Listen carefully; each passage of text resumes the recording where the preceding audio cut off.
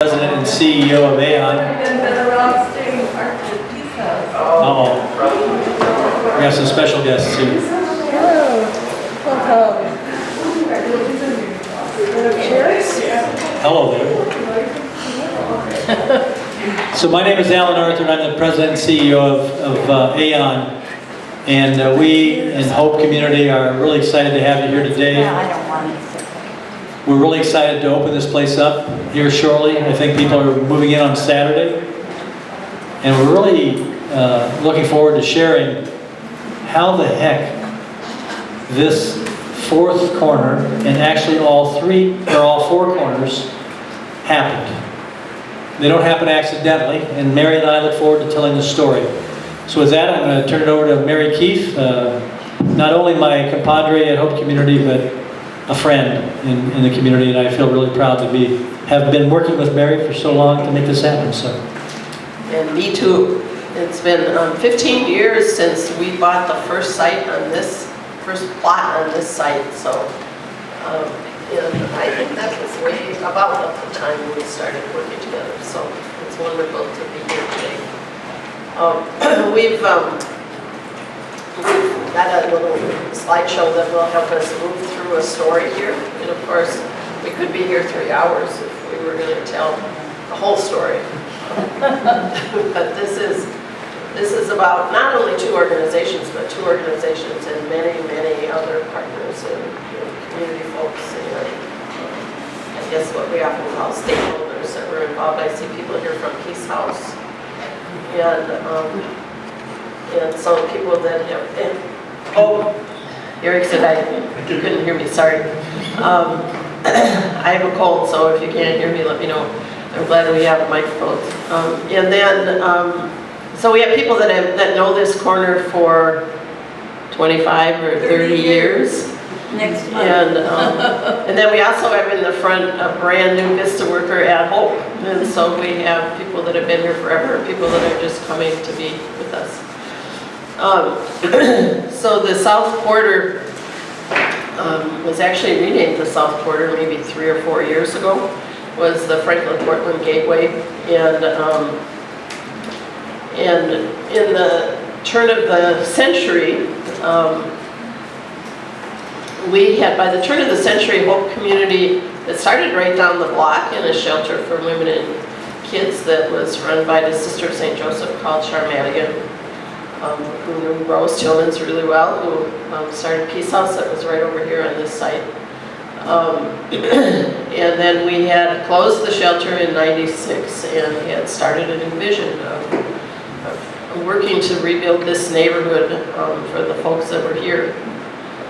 And they bought that land in '96, and then at the turn of the century we're looking at how could we create something here that would be bigger than one new building. Because what we wanted to do, what we talk about now is that we're creating an alternative to gentrification. And we knew we couldn't do that with one building. And so began talking with Alan and Aon and began developing a vision and finding every piece of money we could to continue to buy land and to convince people that this had to be a place where there was significant affordable housing. So the first slides here are about Hope Community's work in. Okay. Oh yeah, and it's this fancy now. It's going to show up one at a time, right? Yeah, I think it is going to show up one at a time. There you go. Aha. So Hope Community is a community developer. We're an unusual community developer in that we work intensively with folks in the community. And then have partnered with Aon, and Aon's our largest partner, but we also partner with 40 other organizations related to our community engagement work. And so we talk about believing in the power of people. Believing in people is what drives us. A common value with Aon, I know. Back all the way in 1997, we started what we call community listening dialogues, and we've now talked to over 3,000 people in small community dialogues. We continue to do that. You'll see on our building over there, excuse me, if the tree wasn't in front of it, it says learning, leadership, and community. And that's really the sum of what we do. So we very clearly made a decision all those years ago not to be about social services. There's nothing bad about social services, but what we wanted to do was not fix, not assume that everybody was broken, but find the strength in the community and build on community strengths. And build on the power of relationships, leveraging relationships. And that happens in the community, but it also happens, there's just, our founder always talks about a cast of thousands. And certainly in the Sough Quarter, there's a cast of thousands. We develop networks, so, oops, okay, there we go. Talk about hope as a hub. So we work with both youth and adults.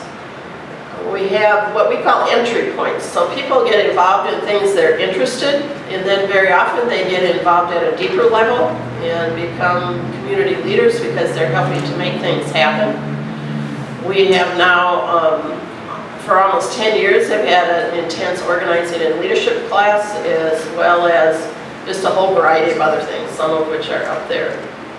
We have a diverse staff that has developed this, but we have a small staff, and we build all of this with many, many partners.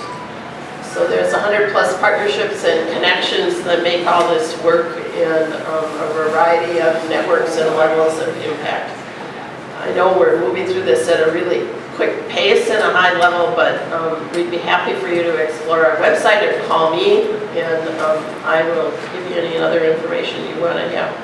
We work to, by the way, we do not limit our work to the people who live in these buildings. We work with people across the community and some people from other communities. There's people that come and take our organizing class from North Minneapolis, from the east side of St. Paul. Mostly we work with people from South Minneapolis, but this isn't only about geography, this is about building strength and power in communities. Low wealth communities, communities of color. So we work to impact community institutions. Right now we're working on a major issue related to Minneapolis parks and raising the issue of equity related to Minneapolis parks in terms of where parks are and how they're funded in different neighborhoods. And we also work with many other organizations. And people learn about our relational network approach and say they learn from that. So let's see what's next here. And I know I'm supposed to be looking at the computer, but I'm looking at my paper. So this is just, that was a picture of some of the kids in one of the gardens, and you'll hear more about the gardens as we go along here. Thank you, Mary. You can keep that on my screen. So again, I'm Alan Arthur, and I'm with Aon, and we have a very simple vision that every person has a home and is interconnected within community. Now, I think one of the things that's kept this relationship together, we'll talk a little, for 15 years, and really a little longer than 15 years probably, is those shared values. And one of those shared values is how we feel about the people who live in the community and how we feel about the people who are going to live here in the Sough Quarter and in all of our properties. And that is ultimately the solutions to the problems we have in our community aren't going to come out of government. They're just not. They're going to come out of the people. And I tell our residents this all the time. I say the government is not going to, the federal government is not, in particular, is not going to come riding in on a white horse to save the day. And as a matter of fact, Aon is not going to come in riding in on a white horse to save the day. We're going to do our part. Hope will do their part. But it is actually the people who every day when they wake up are going to decide, what am I going to do today to make my world, my piece of the world, a better place for myself, my family, my neighbors. It doesn't make any difference if they've had chemical dependency histories, criminal histories, mental health histories. Every one of us has the potential to make our day better, to wake up and say, today I'm going to do something to make the world a better place. And it's that empowering piece, that relationship piece of people with their community and each other that I think is one of the core values for both Hope Community and us, and has kept us together through some really actually hard times, which we'll mention here in a little while. So we're not just about housing. We do a pretty good job, I think, of building housing, at Aon, but that's not why we're here. We're here to make home possible for people. And that's a partnership or relationship, if you will, with our residents. We can't even do it. We can't make home happen. That's silly. It's our residents who make home happen. We provide the platform for them to do that. So home, we actually measure that. It's our highest level metric. We, a number of years ago, actually did some research to find out what home means. We asked hundreds and hundreds and hundreds of people, what does home mean to you? We looked at the research around that, and we came up with the top 3 elements, and we actually measured the 3 elements in every one of our properties, and every property gets a home score, and we use that to drive our performance. Why is this particular property not getting the higher home scores? Or why is that one actually getting really high home scores? What are we doing right there? How do we learn from that and so we can do better? We've been doing it for 30 years. We serve today about 4,300 men, women, and children in our community. At the end of the year, will be 2,400 apartment homes throughout the Twin Cities. And you're on again. Okay, so the Phillips neighborhood, so is everybody familiar with the Phillips neighborhood, where the Phillips neighborhood is from 35W over to Hiawatha, 94 down to Lake Street. And so it's a large neighborhood. We're at the northwest corner of it. And I came here in 1994. I had been working in New York for almost 10 years, and I'm a Minnesotan, and came back and began working at the original shelter down the block there. And we thought we'd tell you a little bit about what was going on at that time. There was the crack cocaine epidemic that was all over the country, was in Minneapolis here, and was on that block also. One of the things that I learned very early on, and of course that I knew from my work in New York too, is when neighborhoods are deteriorating, there's still a whole lot of people that live there. And that it's a very small number of people that are involved in either a drug epidemic or violence or whatever. But there's major reaction on the part of institutions and systems, and so they treat neighborhoods like that very differently. And so things start to happen that might get blamed on the drug dealers, but what's really happening is people are reacting differently to a neighborhood like that. And so there were deteriorated buildings, hundreds of abandoned buildings. I think at that time in the mid-90s, there were 200 and some empty buildings in the Phillips neighborhood that the city owned because people had walked away from them, and the city had taken them back for taxes. There were, some people were leaving the neighborhood and businesses were leaving the neighborhood, but a lot of people were staying here.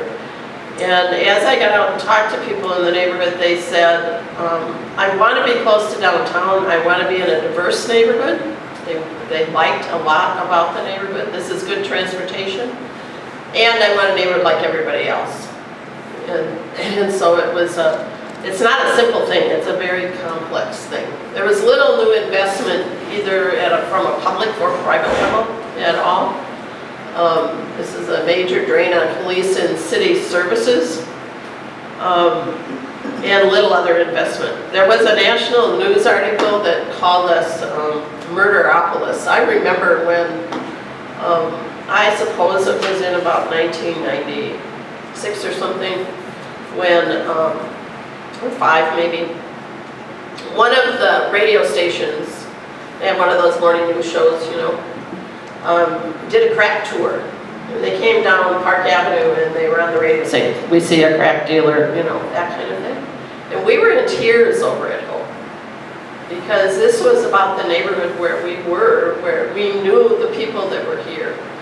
And we knew the kind of damage that kind of stereotype could do. So that was the situation. It really was very difficult. There were police running through the neighborhood with guns drawn all the time. The block where Hope was, which is this block right over here, was kind of a microcosm. It's not coming up here. Well, there it is. So the shelter and hospitality house, there's a red house down the block there. And that was the original shelter. There were abandoned homes. I think there were 5 abandoned homes just on that square block over there. some of them occupied by drug dealers off and on, rental apartments in blighted buildings. We always said that the real affordable housing in those days was substandard housing, because people would just milk their buildings and not fix things and rent to people that were desperate for a place to stay. And then these four corners were abandoned. When I first started, there was a little grocery store, convenience store, gas station over there that was really an illegal drug market. But otherwise, these four corners were abandoned. So there was opportunity. Is that me? That's you. So there's what the four corners looked like back when we started.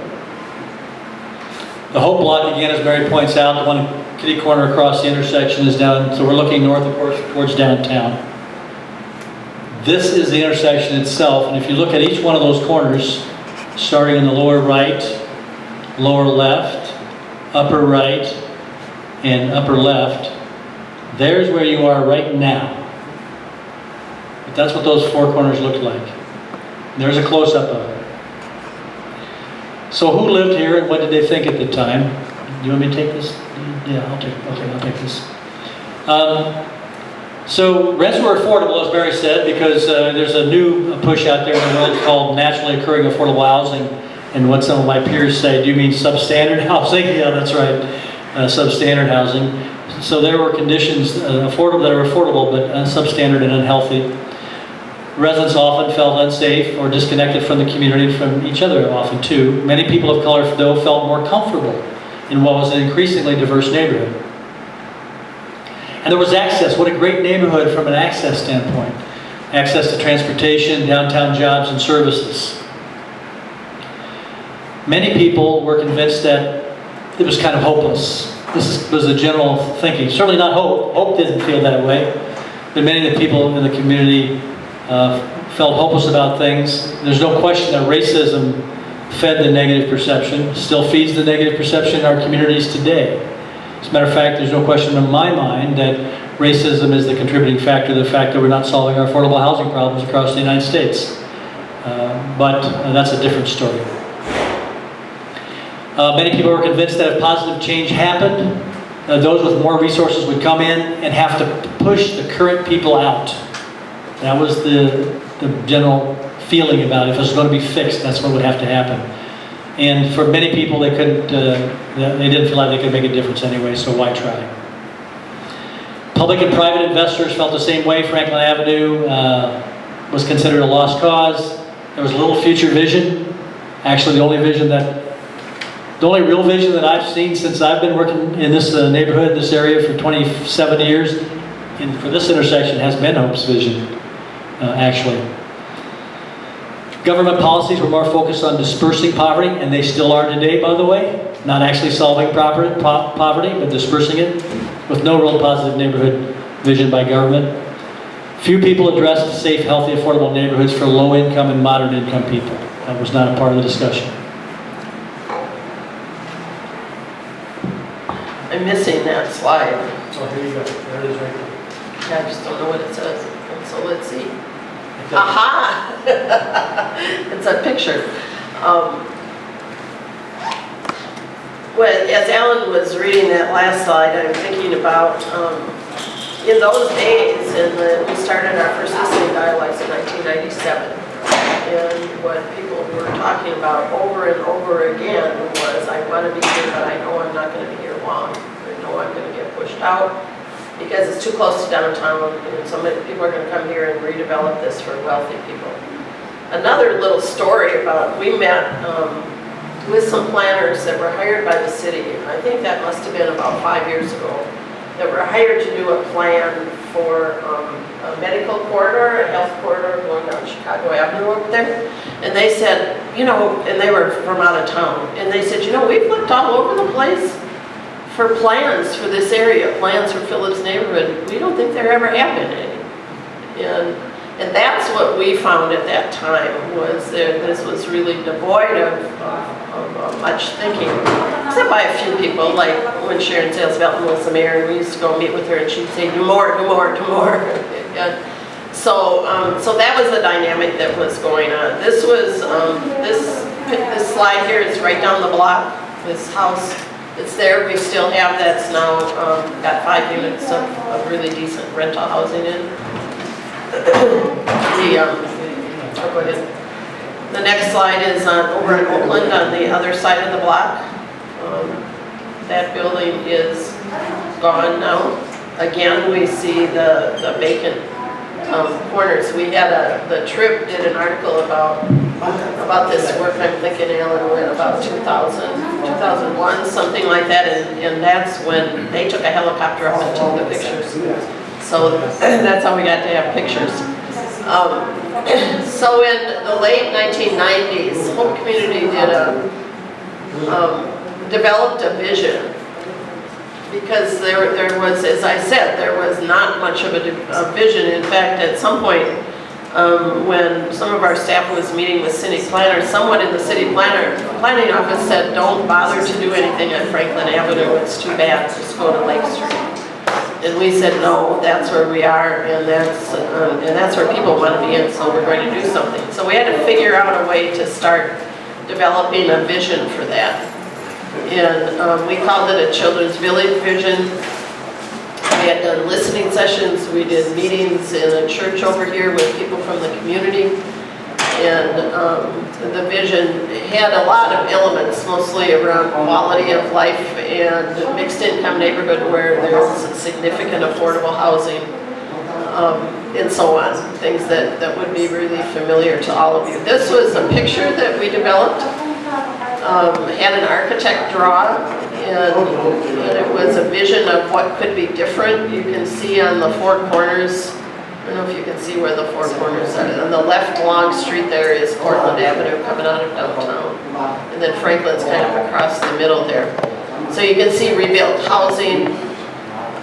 They actually show housing built on PB Park, which caused some real opposition to our plan, in which we didn't do. And so we began to develop this vision and then kind of shopped it all over the place, went anywhere where anybody would listen and talked about it. Some people thought we were crazy and assumed that we were going to try to develop that whole area, which of course would have been impossible.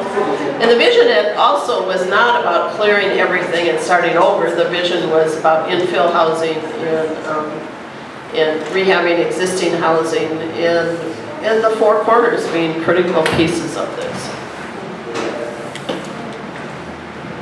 So back to you, Alan. So when we came together 15 years ago or so, Hope Community and Aon, to try to fix that based on Hope's vision, and by the way, the neighborhood itself, actually after Hope developed its vision, also felt inclined to develop a vision of its own too, which looked very much like Hope's vision, actually. And we started working together to figure this out. And again, as I mentioned earlier, I think one of the strengths from the very beginning of the relationship were that we had very similar and congruent values and complementary missions and strengths. We again acquired the first parcel about 15 years ago, and I think in the year 2000. We've both acted as project managers on the 4 intersections and asset managers as well. We've raised, of course, significant resources, over $60 million to complete the 4 phases. It might be well over $60 million. That was my real quick. It's probably $70 million or so, or more.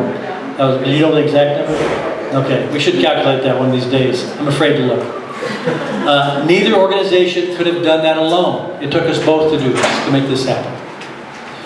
We had varying roles throughout the entire 15-year process. Hope was project manager for phase 1, catty corner across the street, and phase 3, or across the street this way. Aon was the project manager for phase 2, and the phase you're in right now, the Rose and Pine Cliff. Asset management, Hope is the asset manager for phases 1, 2, and 3, and we're the asset manager for phase 4. For those who don't know what an asset manager is, as opposed to a property manager, it's basically providing the ownership function and future vision for the property in this direction. It's really the ownership function of responsibility. And the property management on all 4 corners of the intersection is Aon. The quality relationship, again, doesn't accidentally happen. Although we're different, definitely different organizations in many ways, we have those congruent basic values. And we talked about those values from the very beginning. We had intentional behavior. We both wanted this to work. It's like any relationship, we have had many, many struggles in that 15 years. I do not want anybody to believe that we went through that 15 years and it was a smooth sailing all the way. Like any relationship, whether it's an individual human relationship or two organizational relationships, we had plenty of struggles, plenty of battles, and plenty of difficulties.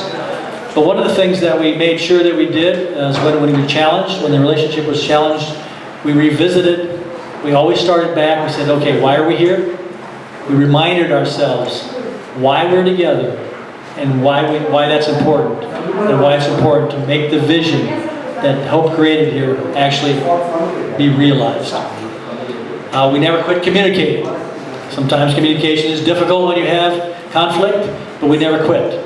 Sometimes Mary and I would have to go off by ourselves at the Perkins down in Seward neighborhood to start back up the communication, but we did it. And again, like any relationship, that was very powerful and important and got us to where we are today. Yeah, I don't know if I can say much more about that. I mean, they're just, there's a lot of money and a lot of work involved. And if you're going to do a partnership around buildings, then that's true. And it makes it challenging all along the way. But we did hang in there. And that's probably the and his granddaughter does that. So the next slide is okay. They only set this up so the fancy stuff keeps pulling, it keeps coming in here, and I forget that. So most of you know, and some of you know really well, that Peace House is an organization started by Sister Rose Tillman, a wonderful, wonderful woman who died 10 years ago? In 2002. Really? Wow. And wonderful, inspiring sister of St. Joseph, who created a place for people on the street to be together, pray together, and have community together. Excuse me. And then Pine Cliff is right back behind us. That was an existing building that many years ago Aon bought and rehabbed. It was owned by HUD, right? And then Children's Village Center across the street was the first building on the corners. That's where Hope's on the main floor. Our Hope's headquarters, our offices, and a small community center. And the Jourdain, right across the street there, lived named for a woman named Winnie Jourdain, who was a Native American leader in the 50s and 60s in Minneapolis, and owned some property where the Children's Village Center is right now.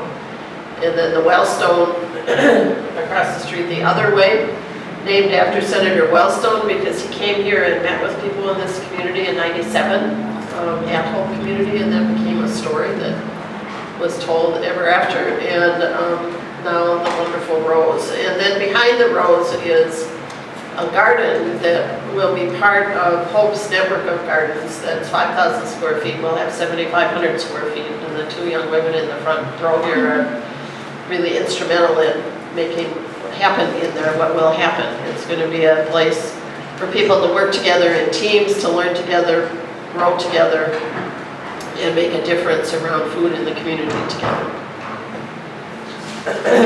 So the Sough Quarter, now some of this, I guess what I also want to say is that over there on that block behind Children's Village Center are many units of housing that Hope owns, and we own another 25 units over here and another triplex down on that block. So when we're talking about these numbers, it's really not, the Sough Quarter is really the four corners here. But it just gets too complicated to, to distinguish all of that. But the end result is there's a real mix of large buildings, small buildings, old buildings, new buildings. And so that's what makes it more of a real neighborhood as far as I'm concerned. So altogether 297 new and rehab units or apartment homes. And that includes 4 home ownership units that are down on the whole block over there. They were the first home ownership units in the City of Lakes Land Trust. 218 affordable apartments homes, 40 supportive homes for families and individuals who have experienced long-term homelessness, which we're really so pleased about because it goes back to our mission at the beginning of working with homeless folks, and also Aon's vision. And then 75 market rate apartment homes that are in the last 3 buildings on the Four Corners. So the Sough Quarter is really mixed use, which is another thing that makes it a real neighborhood. This is not about creating an isolated housing program. This is about creating a neighborhood. So Hope Community Headquarters, small business spaces, the Midwest markets across the street here, a wonderful child care center over here in the Wellstone, and now Peace House that moved about a block and a half away toward the city, has a beautiful new home.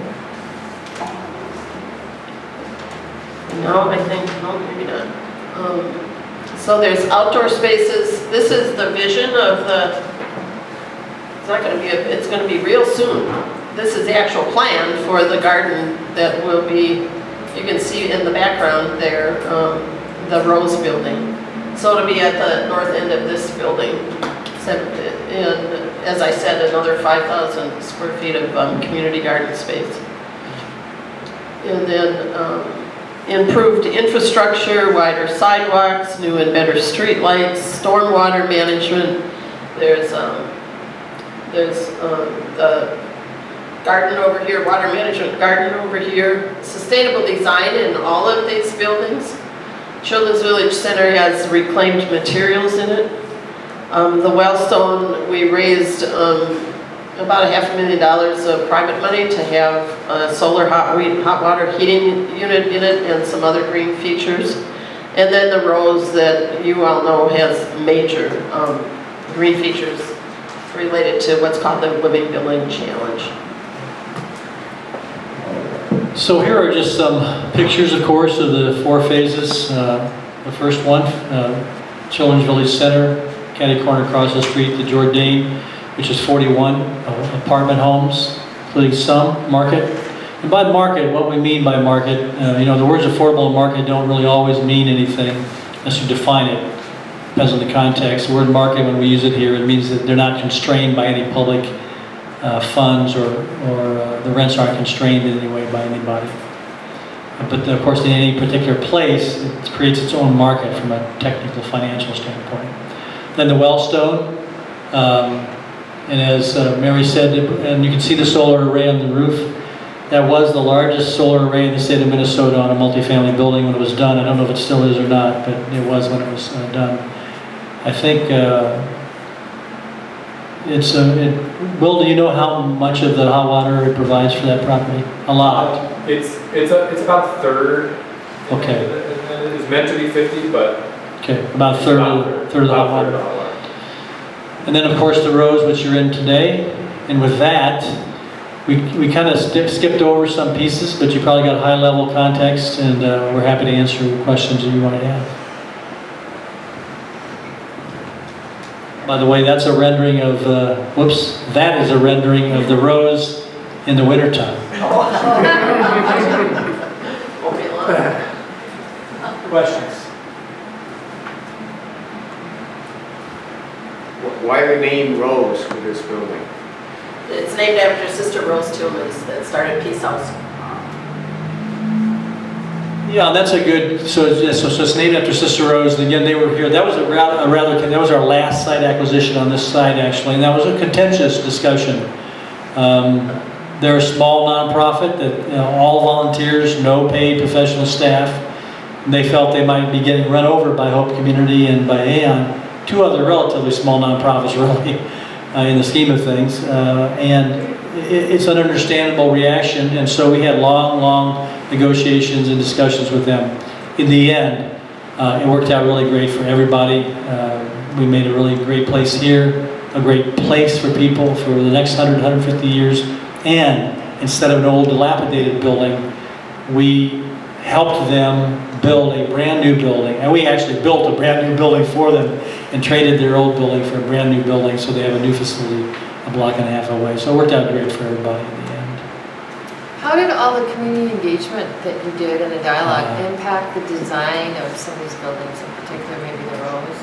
It's a good question. I think it didn't in a real specific way, but what you hear all the time in those dialogues is we want this to be a really strong neighborhood. We want to have strong, wonderful housing. Alan and I just had breakfast last week and we're talking about what a difference it would be if this was kind of very institutional, one brick buildings, with a few windows and white linoleum inside, you know. And so this really was and is a major symbol saying this neighborhood is worthy of high quality design, high quality homes. And so that's the way I think of it really impacting the design. Yeah, I'd say we do these interactions with community all the time, and without making it sound like every neighborhood's the same, the truth is the human needs are the same, no matter where you go. People want green space. People want good human scale. People want decent places to live. They want decent neighbors. They want neighbors who treat them and each other well. So it's no matter what neighborhood you go to and talk about affordable housing or development of any kind, really, whether it's Chaska or Roseville or here at the corner of Franklin and Portland, human needs are very much the same. This might be an impossible thing to measure, but I was just curious about how many units on this corner are occupied by people who have lived as residents of this neighborhood, and if that's not a good metric, how you're thinking about the anti-gentrification policy or approach that you're taking to this corner and how that kind of is manifested. That's a good question. Yeah, it's a really good question. And of course, neighborhoods change all the time. And we have made a really intentional effort to get, to make sure that we can get people from many cultures applying for these units. And there is a diverse space, and then people also come in waves, and so right now there's a lot of Somali folks here, but there's also many other cultures. When Hope talks about, we talk about our work as an alternative to gentrification. We say around two major things. One is that people in the community, diverse, low-wealth people in the community should be leaders in helping to lead the future of their own community. So that Alan had said earlier in the presentation that people often say, well, I can't make any difference anyhow, so that's why I don't show up. I know they don't care about me, and I know they don't care about this neighborhood. And so we try to create spaces where people can learn how to do that, learn about their city, learn about their neighborhood, get involved and engaged, and start to change things.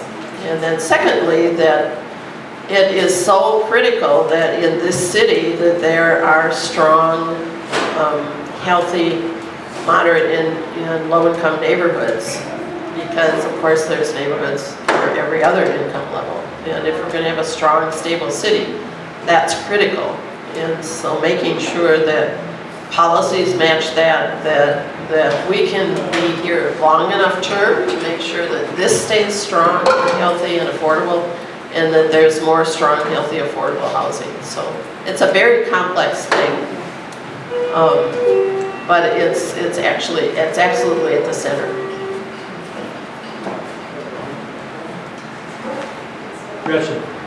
Gretchen. So, having achieved the Sough Quarter, how has this work informed where you go from here? Has it changed your way of doing business, or is there kind of a refined view of what else is needed? We might have different answers to that. We'll have Yeah. So I was just asked this morning, so are you going to, is every building and every property you do from here on going to have the sustainability and green and energy efficiency and health features of the rows? Wow.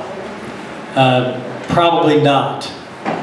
But we are going to learn from the rows, and we will adopt and adapt many of the things we have learned already, and some which we will learn over the next 2 years, 3 years, 4 years, probably 5 years, and incorporate them appropriately. For example, if you just take one element from a technical standpoint, the Mitsubishi's Mitsubishi split system here and asked, are you going to use the Mitsubishi split HVAC system in every single future new property you do, you can't say yes because it's part of an integrated whole. It depends on what everything else is and what the building is and property is. So, but we are definitely, from a sustainability standpoint, it is going to change and impact our future because we're going to adapt and adopt many of the things we learned from the ROS on that front. And there's some area, and James has another part of that question. Just to add one little bit to that, exactly what Alan is saying, to replicate what we're doing here, we wouldn't build this exact building somewhere else because the context is going to be a little bit different. And on the systems side, even when we were finishing up construction documents and bidding, the systems around us were changing. New technologies and new materials, we changed materials on the fly as the building was being constructed, and I don't see any reason that that wouldn't happen in the next building. There will be some other new great system. But the longer term look and the knowledge that we have built with our architect and design team will permeate through what we're doing just in many different ways to figure out both what is working now and what will work in 10 years, or 20 years, or 50 years. And we have some things that have changed too in other areas, but I'll think about Mary go and then I'll follow up with that. But we are much more grounded in this location, although we say that we're a place-based organization, but not limited by place. And so we try to have our cake and eat it too. But seriously, what we find is that our community engagement work, our organizing work, our work with food, our work with the developing community capacity for leadership, people relate to each other across culture often and across geography. And so it's not limited to this space. So what we're finding ourselves right now in the midst of a major campaign working with parks across the city, under-resourced parks across the city, because we started raising the issue with the park board about this park right down here, PV Park, that when we started in the early 2000s was the most dangerous and devastated park in the Twin Cities. And it still is not as strong as it needs to be, and it's their master plan that we help them develop for it is still not been developed. So now we're working on a citywide level with other people from other neighborhoods so we can really impact that system. And that's an example of ways we'll keep working, but we're also committed to these buildings and this place in South Minneapolis and continuing to help be a stable part of building the future of South Minneapolis along with the folks in the neighborhood. One of the things we're thinking a lot about is affordable ownership housing. We're also talking to potential partners because Hope is not, we've done all this work in the community, so we haven't built a big development department. Will Delaney over here does some wonderful work in that area, and so he's working on building partnerships, and so we'll continue to be here, expand, and then come back around and stay here to continue making a difference. I'd say the other area we've learned in is the relationship building and maintenance area, actually. And one of the things I always fear when we learn something at Aon is that 5 years from now we will have forgotten it already. And so both on the construction development side as well as the relationship and partnership side, the challenge always for any organization is how do you build that into who you are as an organization and not just a one-time, now only learning situation. And of course, we'll be continued to be joined together to make sure that these 280 units of housing continue to serve the community well into the future.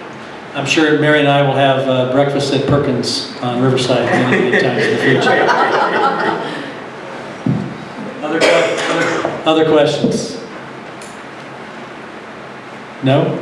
Can you dive a little deeper into your metrics on home? What home means? Yes, sure. That's very interesting. He wants me to dive into the meaning of home as our research and our work discovered.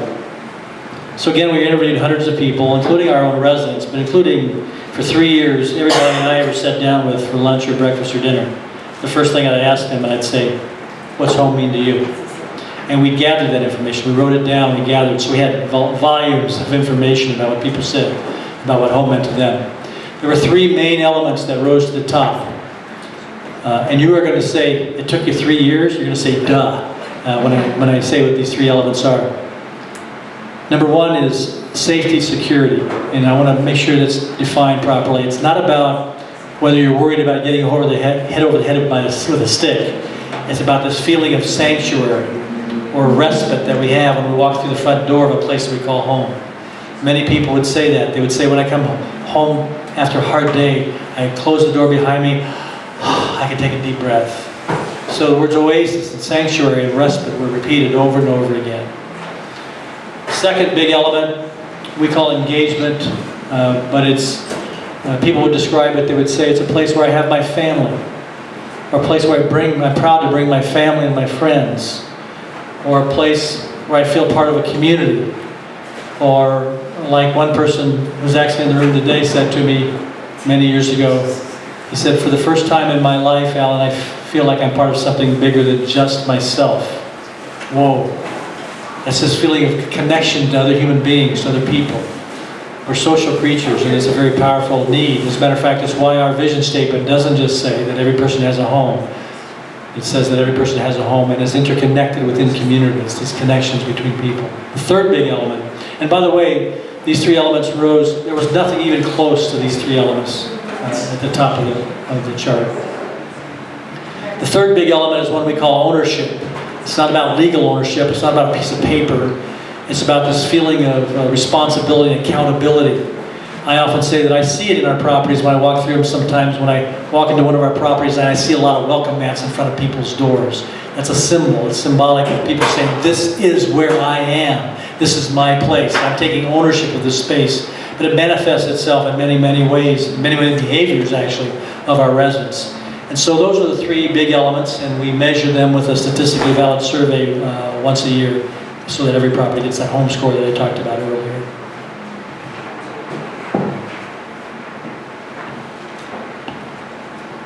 Other questions? Frank? Just out of curiosity, why did you end up with Hope as asset manager on 3 of the properties and Dan on the 4th? Meetings at Perkins. I was trying to play that back in my mind. I don't think we know today, Frank, yes. Well, in some ways it seems like Hope being connected to this area is more like a long-term owner spokesperson. Yeah. And Aon is a developer and a property manager, but isn't quite as involved as it sounds like Hope is. I don't know if that's a fair statement. No, I think that's fair. And of course, we have another 50 units of housing, so we have a major stake in this area. And we've also agreed that eventually there's a tax credit period and all that, but eventually Aon will own this property and we'll own that section, our property, where our offices are, and we'll co-own the other 2. So it kind of makes sense for Aon. It really was a combination of things, but one of the things was balance. If you think about it, 30 units, 41 units, 49 units, and a total 120 here, 90 here, 120 total, including Pine Cliff. It was kind of a balance, and there's other elements to it too, just the way the negotiations and discussions went. It wasn't science, frankly. Well, this is a really unusual partnership. It is. That we created as we went along. Other questions? Yes. So one of the livability issues that the neighbour is hearing a lot about is parking, and people not being able to park in their community, and it's particularly true over at 24th and Elliott, but it's happening around Franklin Avenue now, and even with this development there were contentions on the parking issue. How do you plan for that, and what are the things that you might be able to do going forward? You want me to take that, or you want to take that? Well, we can both take it. Okay. You know, there's underground parking, of course, in all 4 of these buildings. And so that we're bringing significant parking here. And But is that utilized? Because people have to pay for that, don't they? people have to pay for it, but it's all full. It's all, okay. Yeah. And so we're basically taking care of most of the parking for our own units. And, you know, this is an up and coming urban area, and it's a good thing to have people here. Yeah, it's a balancing act. I guess if I had to answer with just one phrase, it's a balancing act you have to achieve. We would have probably have preferred to have no parking spaces underneath this property at all. We think that it's an urban enough site that eventually, and that's a key word, eventually, a lot of people here won't have cars. But in today's world, that's just not the case. So in today, and especially funders and lenders, the city's actually very flexible on that front. We probably could have maybe got the city to agree no parking on this 90 units. But the lenders and funders aren't ready because they know the world isn't quite ready to have a lot of folks without cars. So it's a balancing act that we do. One of our neighbors was very animated about the fact that a lot of street parking would be taken, even though we're providing parking for the residents, a lot of street parking might be taken up by visitors. As if they owned the street parking and this block was going to stay vacant forever with nobody living on it or being on it. Well, that's unrealistic. So it's really trying to balance the competing interests and trying to come to reasonably fair conclusions about what you're going to do. And then long-term, what we've found, we've gotten a little involved in transportation issues related to Franklin Avenue. Franklin's one of the most dangerous, even the most dangerous street, Will is gone, I think, in Minneapolis for both car accidents and bike accidents and walking. And so we've been doing some work around Franklin Avenue, and what we know are there's 5 different entities that are planning a variety of projects for Franklin Avenue, so we're starting to bring them together. And we've even got some funding to hire somebody to help us do that, so to try to have a cohesive vision of how all this fits together as we move to the future. Final question or two? Final question? Pete, you don't have any questions? No. Anybody else? Rose, no questions? I mean, Rose, you're the perfect person to ask a question at the Rose. No? She's your mascot. Yes. That doesn't seem quite right, Gretchen, but she's...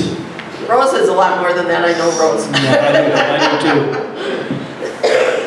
Thank you very much for being here today. Thank you for visiting the Rose. If you haven't done the tour yet, I think we're going to keep doing tours somewhere along the line this afternoon. And we have a community barbecue coming up too. Well, we'll have, I hope, good food. I haven't been involved in the planning. Is it good food, Bryant? Good. All right, good. And music. And music. So stick around, please. And thank you for being here today. Thank you, everybody.